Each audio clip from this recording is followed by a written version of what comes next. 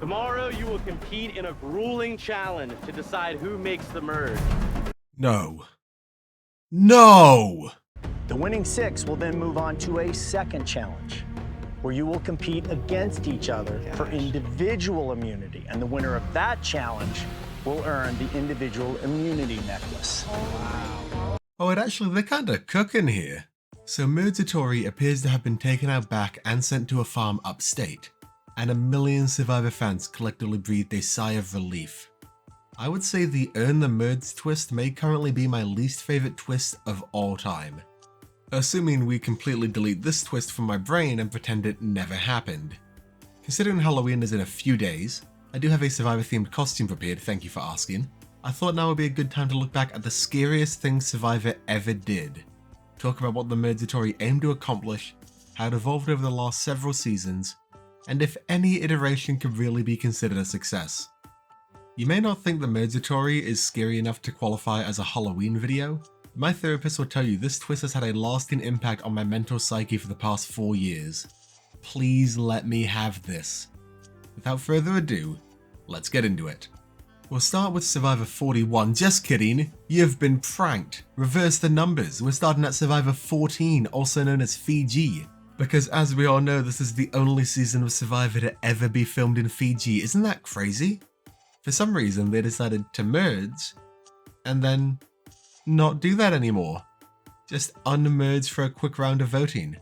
Survivor is no stranger to this, they do this every season now, but it feels like such a weird choice. Why did they unmerge? Why did they bother merging at all if it was just going to be immediately undone in the same episode? They almost did the same thing in Survivor Gabon, at least they didn't have their merge buffs when they did it.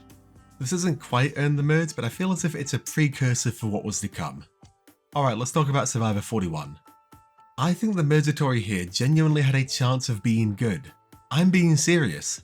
Split the tribes in 2, the winning tribe is immune, but both tribes go to tribal council and vote someone off. Take the phrase Earn the Merge out of it, and I think, as a concept, this has some legs to it. It seems to be aiming to give us lots of votes, but limited options as to where those votes can go. This is a unique dynamic I feel isn't explored too often in Survivor, having a big group but lots of players can play aggressively because they are safe. The problem is you can't remove the phrase Earn the Merge, because fundamentally that's what Jeff believes this to be. He thinks in the past simply making the merge wasn't enough. If you coast along on a strong tribe, what have you actually done to deserve to be here? He wants players to earn this. I can see where he's coming from, and maybe he has a point. Let me know what you think in the comments below, but did he get it right in Survivor 41? So the not merged tribe is divided into 2 teams, but 2 people don't get to participate? This is bizarre. For starters, there are 12 people here. This number is in fact divisible by 2. There is no reason to do things this way, but fine. The winning tribe gets to pick one of the sit-outs to act as if they won. That's problem 1. Ignoring what happens next, which we'll get to, has there ever been a time in Survivor history where someone gets immunity just because they were chosen to have it? I'm having trouble thinking of any off the top of my head.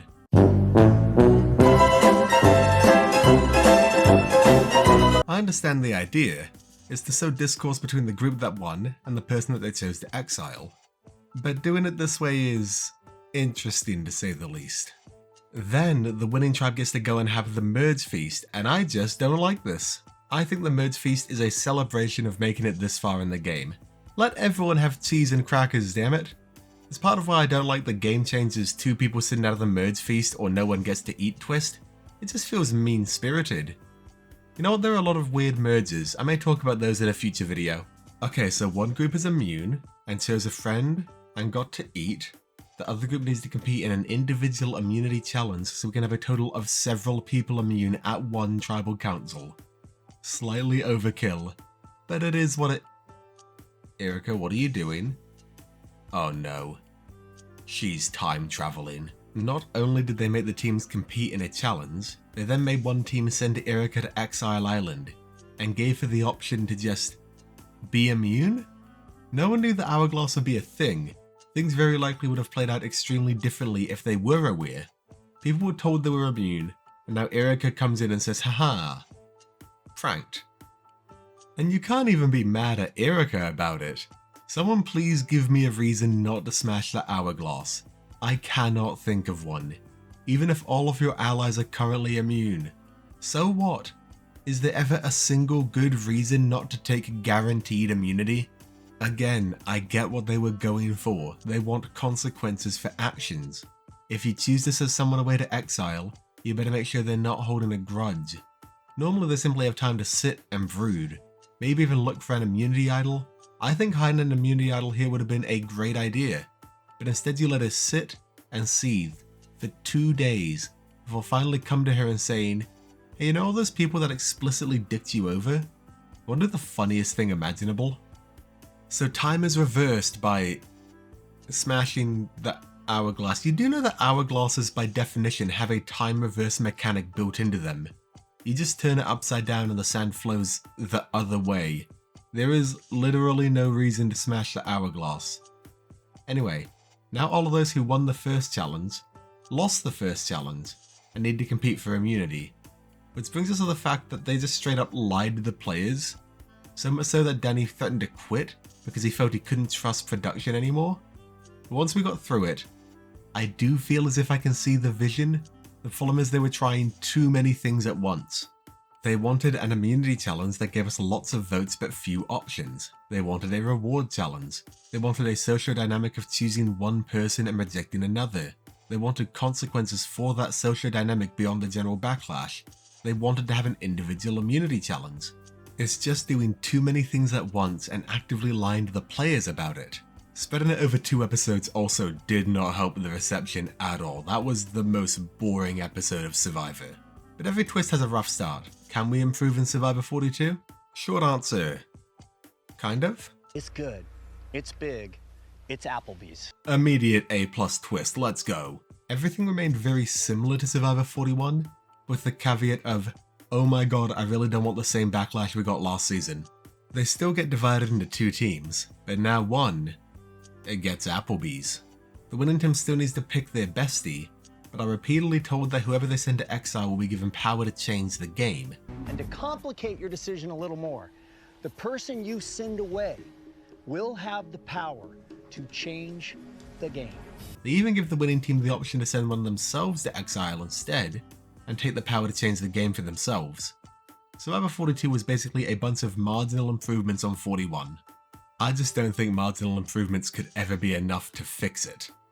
Granted, hourglass still smashed, time still reversed, people who made merge still not fed, and twists still kinda dumb.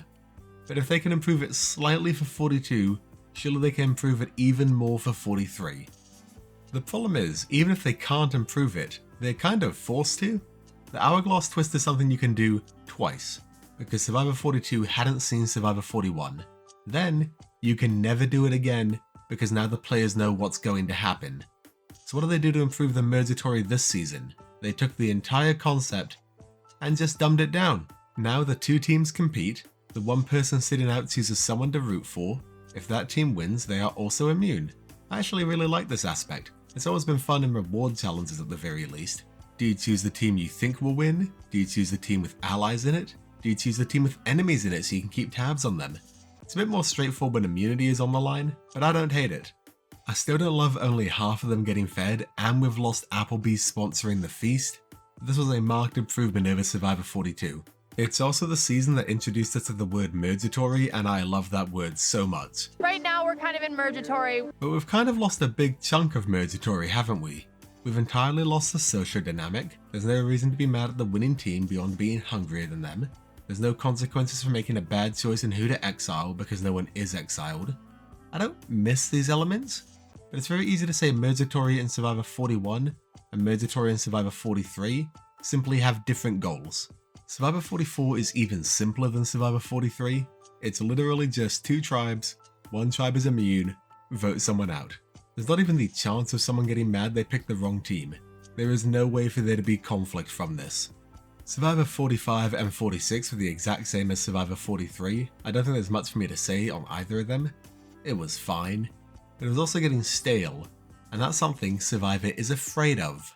So again, they switched it up for Survivor 40 several, and they've finally done the perfect Mergatory, because They didn't do anything. They just let them play Survivor. And there's nothing I love more than simply letting a group of players play Survivor. Sure, there was still a scavenger hunt at the start, and sure, there was still a race between two teams, but that was just for reward.